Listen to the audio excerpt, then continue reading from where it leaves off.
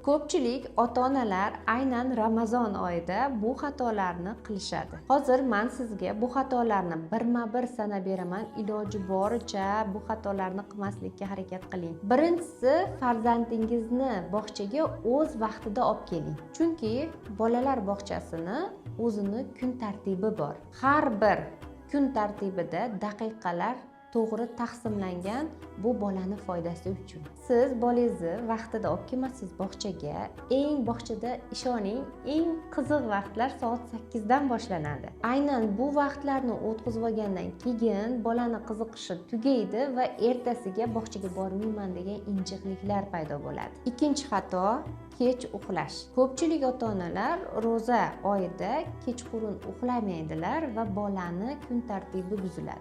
Bu holat esa bolani asab sistemasiga salbiy ta'sir ko'rsatadi. Esingizda bo'lsin, inson organizmiga zarur bo'lgan baxt gormonlari aynan kechki soat 10 dan 2 gacha ajralib chiqadi.